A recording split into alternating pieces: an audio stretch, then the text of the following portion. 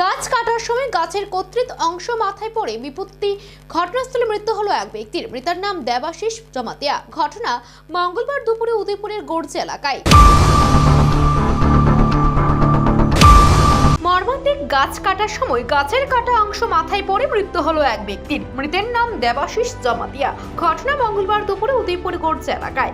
ঘটনার পর স্থানীয়রা ঘটনাস্থল থেকে গুরুতর আহত দেবাশিস জমাতিয়াকে উদ্ধার করে গোমতীজলা হাসপাতালে নিয়ে যান।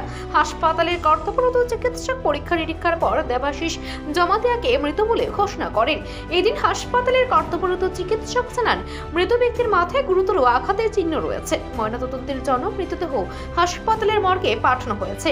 নামে একটা পেশেন্ট নিয়ে আসা হয় গোমতী ডিস্ট্রিক্ট হাসপাতালে। এখন এক্সামিনেশনের পরে দেখা গেছে মাথায় গুরুতর আঘাতের ফলে পেশেন্টটা এখন বেঁচে নেই। আমরা পোস্টমর্টমের জন্য রেখেছি, এখন বাকিটা পোস্টমর্টমের পরেই জানা যাবে। কোন জায়গাতে গেছিলেন? এসছে গর্জি। এখন কি ময়নাতদন্তের জন্য কি ময়নাতদন্তের জন্য রাখা হয়েছে হাসপাতালে। বয়স কেমন কেন? 38। কিভাবে দুর্ঘটনা করছে এটা জানিয়েছেন? ওরা বলেছে কি মাথায় গুরুতর আঘাতের ফলে হয়েছে, গাছ নাকি ভেঙে পড়েছে মাথায়, তার জন্য। এদিন ময়নাতদন্তের পর মৃত দেবাশিস জমাতিয়ার দেহ পরিবার পরিজনদের হাতে তুলে দেওয়া হয়।